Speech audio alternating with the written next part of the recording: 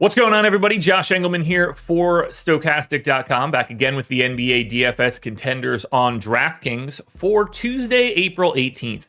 Now be sure to hit that like button, subscribe to the channel, hit the notification bell so you know when everything goes live. Follow me on Twitter at Josh Engleman. And the biggie, sign up for the lineup generator. You see it on the screen at the top and at the bottom. We're talking less than $5 for your first week. We generate thousands of lineups. We get rid of everything at the bottom that we think isn't good enough for you, and we present everything else for you.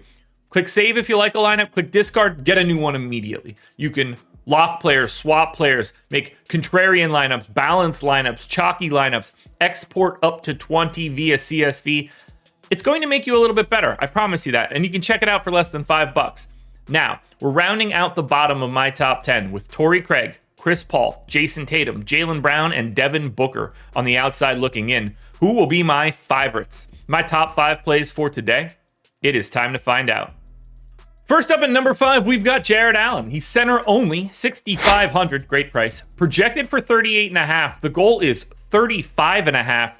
He's in the optimal lineup 29% of the time. 37 minutes here for Jarrett Allen. A little over a fantasy point per minute, but gonna play massive minutes. These guys played basically 40 minutes in the first game, and as long as Jarrett Allen's not in foul trouble, he's gonna do it again here. I only went to 37, but just know there is a massive ceiling for Jarrett Allen's playing time.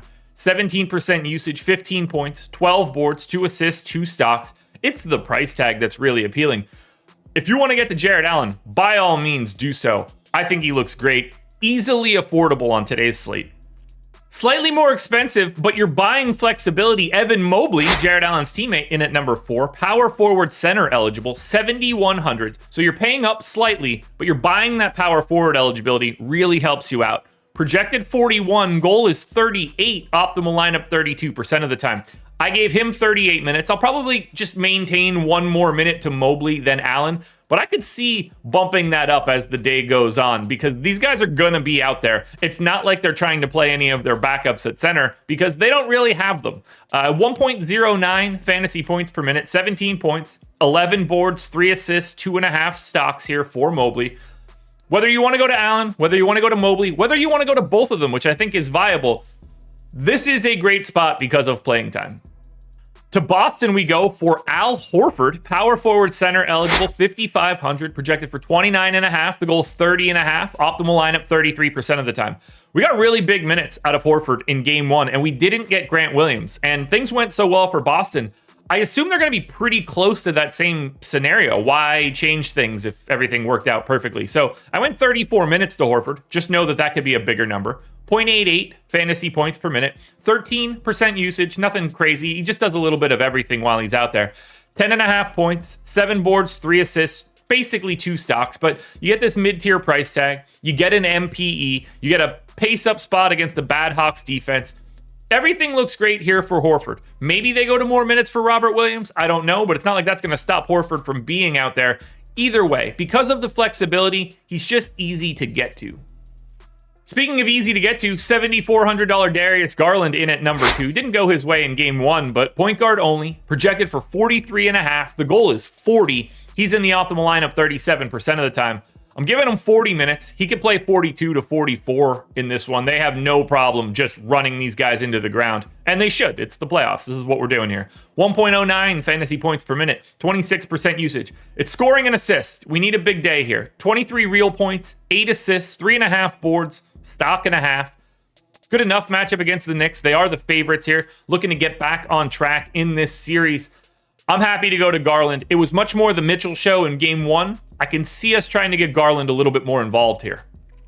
You should get involved in the lineup generator. Link is on the screen if you want to scan the QR code or click it in the description. $4.48 for your first week. If you don't like it, cancel at any time. That's all you're out. That's a pretty good deal. Finally, my number 1 contender for today is Derek White. What a coming out party for him this season. Just got better and better as the year went on, and now he is my number 1 contender. Point guard, shooting guard eligible, 5,300. Makes no sense. Projected for 30.5. The goal is 29.5. Optimal lineup 39% of the time. Played massive minutes in game 1. I went to 34 here. He could easily play more. I think from a defensive standpoint, his skill set matches the Hawks more so than Marcus Smart, who relies a little bit more on strength. You don't really need that strength when we're talking about DeJounte Murray or Trae Young. So this is the Derek White series. And the fact that you get the MPE for it, the fact that we've seen him be awesome for months now, it all feels good. 17% usage, those 34 minutes. He's a 0.9 guy, 14 points, 4.5 boards, 4 assists, 2 stocks, pace up, great matchup. Derek White is the number 1 contender for today. Alrighty, folks, that will do it. Those are my NBA DFS contenders on DraftKings for Tuesday, April 18th. FanDuel version is around here somewhere, so check it out. Good luck tonight, everybody. Win some money. We are back again tomorrow morning for another edition of the Contenders.